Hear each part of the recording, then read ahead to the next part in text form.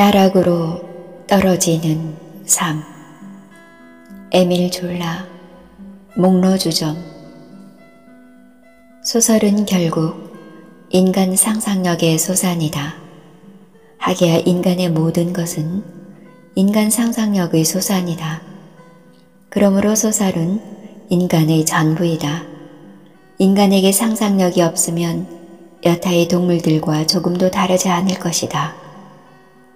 프랑스의 구조주의 철학자 가스통 바슐라르가 인간의 상상력을 집중적으로 연구함으로써 소설문학 연구의 새로운 길을 터놓은 것도 금세기 들어 획기적인 일이다. 에밀 졸라는 앙드레지드가 세계 문학사에서 특히 그 공적과 재능을 인정해주는 작가일 뿐만 아니라 과연 그는 현대소설의 몇 안 되는 거봉의 하나이다.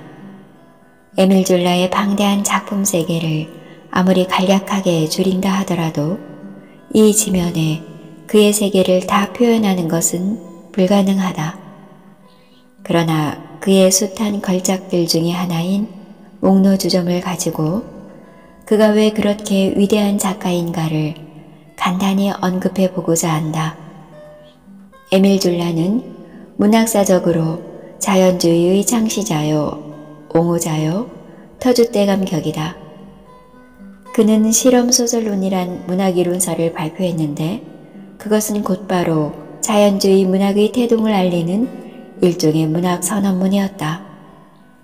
이 선언문의 골자는 인간을 탐구하는 데 있어서 구스타프 플로베르의 사실주의만으로는 부족하다는 사실의 인식과 이 인식의 기초에서 인간의 가시적 사실성을 존중하고 선입관과 주관성을 배제시키는 것은 인정하지만 그 관찰과 체험을 통해 획득되어진 사실성에 과학적인 실험과 지식을 가해 그 본질에 육박해야 한다는 주장이다.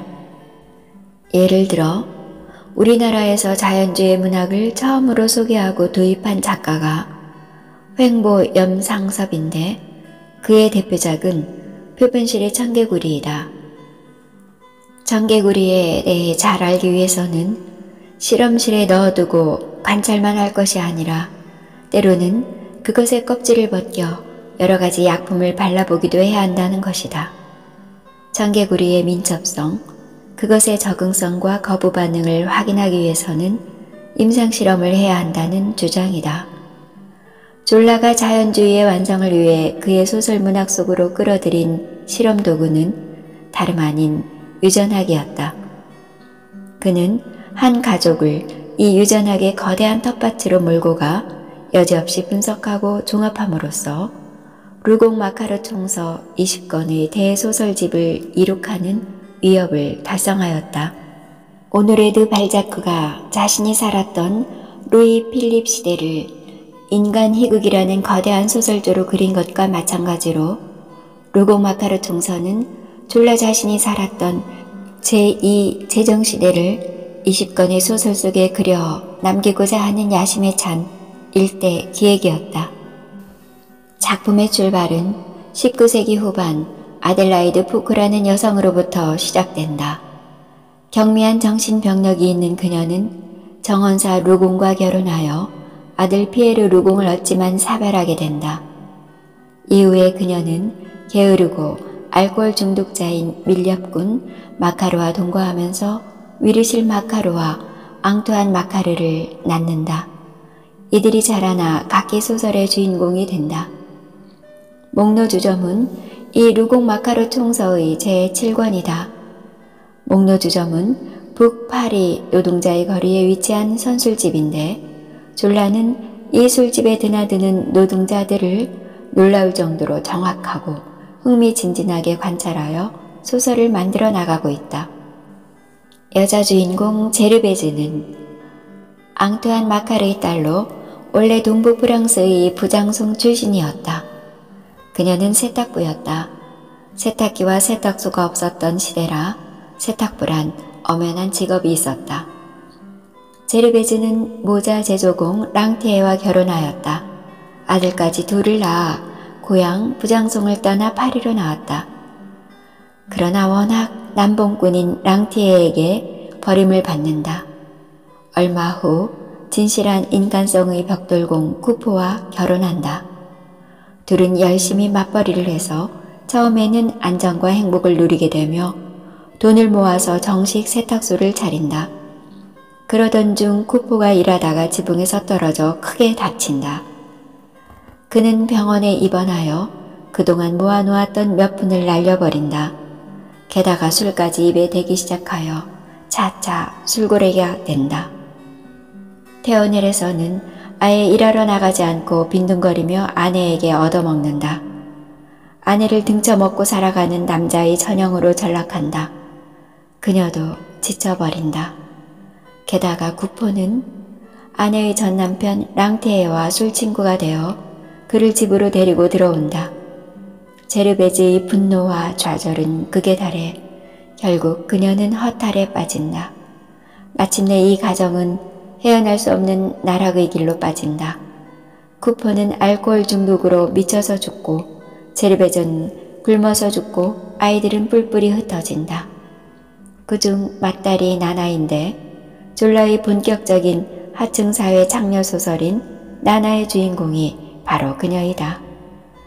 나나는 뛰어난 미모에 관용미 넘치는 고급 창녀인데 그 뇌세적인 성적 매력으로 은행가, 백작, 대지주, 신문기자, 대학자, 대사업가를 하나하나 파멸시킨다. 파산, 투옥, 자살의 나락으로 서슴없이 끌고 가는 것이다. 신경성적이고 술고래이며 배짱 좋고 양심 따위는 올가매어둔 나나의 기질은 아버지 랑테에와 어머니 제레베즈에게서 물려받은 혈통이다. 문학 연구에 유전학과 임상학, 병리학 등 주변 과학의 힘을 끌어들여 관찰된 사항의 본질을 규명하고자 한 에밀 졸라의 공헌은 위대하다. 창녀 나나를 통해 본 인간 군상. 에밀 졸라, 나나. 졸라는 1840년 파리의 빈민가에서 출생하여 1902년에 가스 중독으로 세상을 떠났다. 그러니까 62년의 생을 산 셈이다. 결코 오래 살았다고 할 수 없는 생애를 통하여 그는 60여 권의 소설을 발표하였다. 졸라가 살았던 시대에는 새로운 문학의 양식이 대두되고 있었다. 즉, 인간을 좀 더 과학적이고 합리적으로 관찰함으로써 인간의 어떤 영원한 진리를 발견하고자 했던 것이다. 인간을 너무 환상적으로 생각하고 감정에 지나치게 치우쳐서 인간을 바라보는 것이 낭만주의라면 인간을 거울처럼 눈에 보이는 그대로 묘사하자는 것이 사실주의, 즉 리얼리즘이다. 이런 리얼리즘의 과학적, 합리적 방법을 첨가함으로써 감추어진 인간의 진리를 캐내자는 주의 주장이다. 이것이 바로 자연주의인 것이다. 졸라는 젊은 시절에 대학 진학을 포기하고 출판사 직원으로 전전하면서 소설을 습작하였으나 낭만주의적 아류를 벗어나지 못한 잠옷, 심령지상주의적인 소설이었다. 그는 그 후 약간의 문명을 얻어 신문지상에다 신간의 서평을 쓰는 직책을 맡게 되어 새로운 책들을 많이 읽게 되었다. 그때 그가 읽은 책들 중에서 그를 크게 감동시킨 것이 아폴리드 텐의 실증주의와 베르나르의 임상생리학이었다. 이런 독서의 결과 그가 깨달은 것은 문학의 목적이 인간의 마음을 대담, 솔직하게 연구하는 데 있고 인간의 심리와 행동을 지배하는 것은 곧바로 인간의 생리적 현상이라는 사실이었다. 거기에서 그는 연구를 거듭하여 인간을 지배하는 3대 요소가 환경, 유전, 기질임을 간파하게 되었다. 그는 이런 이론에 입각하여 르곡 마카르 총서라는 이름으로 20권의 소설을 써냈다. 참으로 무서운 정력이 아닐 수 없다. 20권의 총서는 나폴레옹 3세 치하의 사회와 인간 묘사에 비춰지고 있는데 등장인물이 자그만치 1200명이다. 주로 하층 사회를 그리고 있는 등장인물들이란 창녀, 포주, 짐꾼, 세탁소 주인, 선술집 주인, 이자 생활자, 전당포 주인 등등이 등장한다.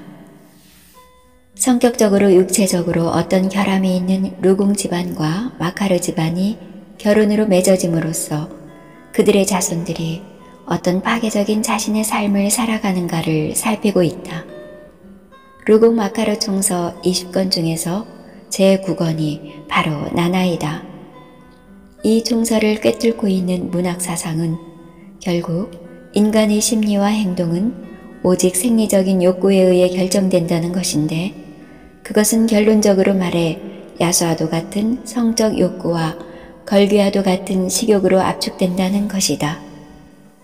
나나의 주인공 나나는 에밀 졸라의 대표적 소설인 목로주점의 여주인공 제르베즈와 그의 알코올 중독자 남편인 쿠포 사이에서 태어난 딸이다. 유전학을 소설에 응용한 졸라의 모습이 엿보인다.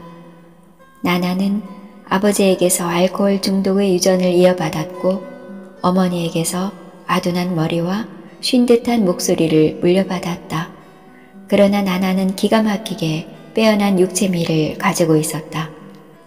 그래서 보르드나브라는 흥행사에게 픽업되어 파리에테 극장에서 금발의 비너스라는 연극의 프리마돈나로 출연하게 된다. 그녀는 연극 속에서 그 기막히게 황홀한 육체를 거의 전라의 상태로 드러내 형편없는 연기에도 불구하고 관객들의 열렬한 환호를 받는다. 이 소설에는 나나의 육체에 정신이 흘려 파멸하는 20명의 남자들이 등장하는데 제1부에서 그 면모가 낱낱이 소개되고 있다. 제2부에서는 이런 화려한 창녀이자 연극 배우인 나나의 사생활이 소개되고 있다. 빚쟁이에게 시달리며 이 남자 저 남자에게 몸을 파는 야만적인 나나의 사생활이 묘사되고 있다. 그러나 사나이들은 줄을 지어 찾아드는 것이다. 아름다움의 탈을 쓴 이 잔인한 여우에게 스스로 정복당하기를 자원하는 자들이 줄을 서고 있는 것이다. 그 대표적인 사람이 지방사업가인 스타이네르이다. 그는 나나의 육체에 빠져 퐁데트라는 시골에 호화스런 별장을 사주고 나나의 요구를 거의 다 들어주지만 별 재미도 못 보고 파멸하고 만다. 그러나 스타이네르의 파멸은 뮤파 백작의 파멸에 비하면 약과이다. 수십 년간 신앙심과 아내의 사랑으로 단련된 뮤파 백작이 이 어린 애송이의 육체 앞에서 허무하게 부수어지는 장면은 인간의 영과 육의 대결처럼 보인다. 졸라의 냉정하고 치밀하면서도 역동하는 문장은 무한한 쾌감을 자아낸다. 아내는 아내대로 청춘을 다시 살려고 신문기자 포슈리와 사랑에 빠진다. 여지없이 이 집안은 풍비박산이 나는 것이다. 이 밖에 미소년 조르주, 그의 형 필립, 방드부르 백작, 슈아르 후작 등이 나나의 정욕과 금전욕, 그리고 정복욕, 허영심에 허무하게 굴복하고 만다. 그러나 졸라가 너무나 인간의 추악한 면을 집중적으로 파헤치기 때문에 그의 추종자들과 독자들의 외면을 받게 된다. 말년에 이른 그는 인간은 분명히 신비로운 생명체이며 언제나 합리적, 과학적으로 설명할 수 없는 존재임을 인정하게 된다. 무덤까지 쫓아간 사랑, 에밀리 브론테, 폭풍의 언덕. 에밀리 브론테의 폭풍의 언덕은 그 음산하고 우울하고 어둠에 찬 분위기 때문에 세계 문학 사상 유래를 찾아보기 힘든 특이한 소설이다. 이 소설은 인간이란 얼마나 악에 찰 수가 있는가를 잘 말해주고 있다.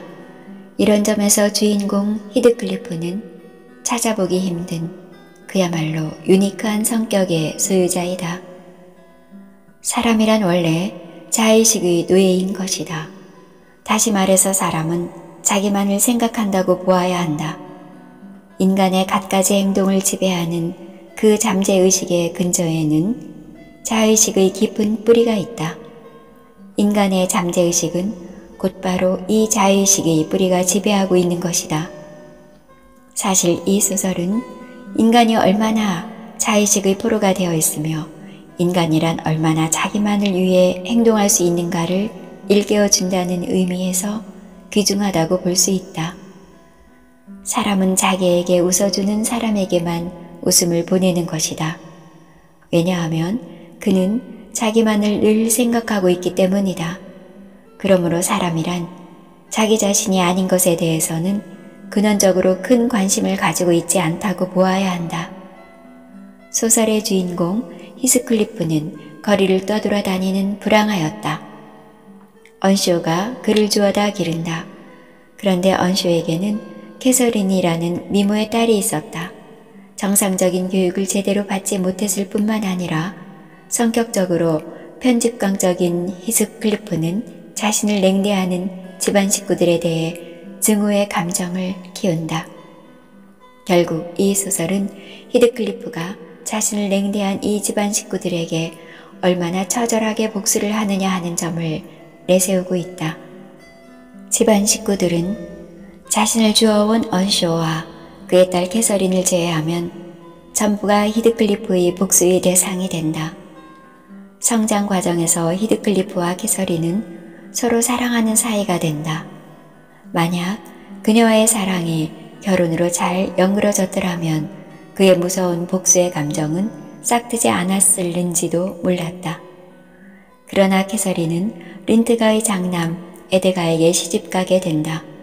캐서린과 히드클리프가 아무리 서로 사랑한다고 하더라도 두 집안이 서로 합심하여 밀어붙이는 데는 당할 길이 없었다. 히드클리프의 가슴 속에는 언쇼가의 장남, 즉 캐서린이 오빠 힌들리를 향한 무서운 증오심이 일게 된다. 한 인간이 다른 인간을 얼마나 철저하게 복수할 수 있느냐 하는 그 전형을 여기서 볼 수 있다. 그는 힌들리와 에드가를 차례로 파산시키고 그들을 알거지로 만들어 그들의 장원에서 쫓아낸다. 그리고 히드클리프와의 결혼에 실패한 캐서린은 결국 요절하고 마는데 그녀의 무덤 옆에 그녀의 남편 에드가가 묻히는 것을 히드클리프는 거부한다.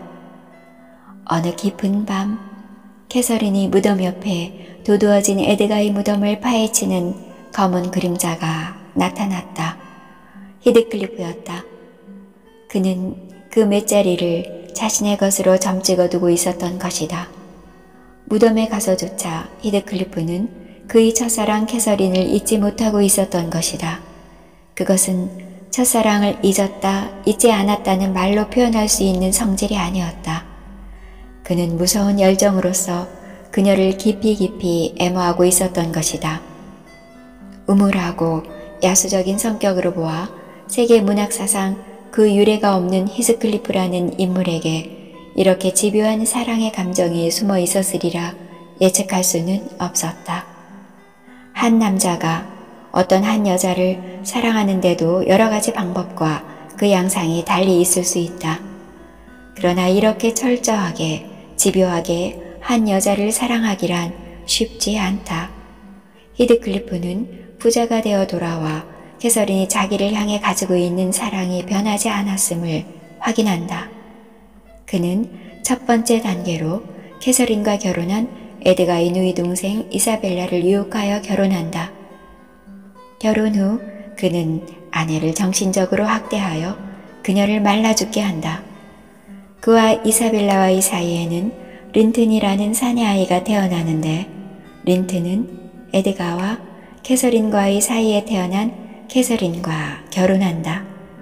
즉 히드클리프는 자신의 아들을 첫사랑 캐서린의 딸 캐서린과 결혼시킴으로써 마치도 자신이 캐서린과 결혼에 성공한 듯한 감정을 즐기게 된다.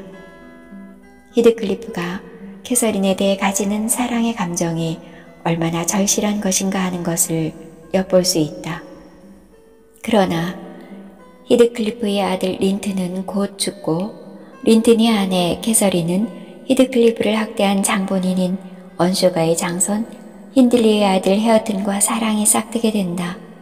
헤어튼은 히드클리프의 고의적인 학대 때문에 일자무식의 정신불안증을 가지고 있는 젊은이로 자라났다. 히드클리프, 캐서린, 힌들리, 에드가, 이사벨라가 제1세대라면 히드클리프와 이사벨라의 아들 린튼과 에드가와 캐서린의 딸 캐서린, 힌들리의 아들 헤어튼은 이 소설의 제2세대에 속한다. 제1세대가 히드클리프의 집착을 중심으로 한 그의 복수극이라면 제2세대는 히드클리프의 복수의 결과가 그들의 후손들에게 어떻게 나타나고 있는지를 암시하고 있다고 볼 수 있다.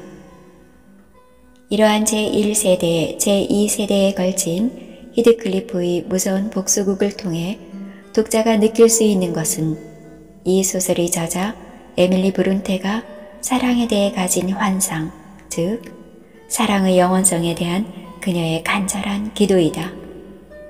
이 소설이 명작으로 남을 수 있었던 가장 큰 이유는 음산한 이 소설의 분위기도 아니고 히드클리프의 야수적이고도 잔인한 복수극도 아니다. 극을 다한 너무나 처절한 그의 사랑, 캐서린을 빼앗긴 데 대한 분노, 그리고 분노만으로 그치지 않은 죽음의 바닥에까지 따라잡은 그 무서운 사랑의 집요성 탓이다. 모든 여성은, 그리고 모든 남성은 저주받은 히드클리프의 우물한 성격 속에 숨어있는 캐서린을 향한 그 처절한 사랑의 순수성에 대해 눈물을 흘리지 않을 수 없을 것이다. 왜냐하면 사랑은 인간 생명 현상의 속성이기 때문이다.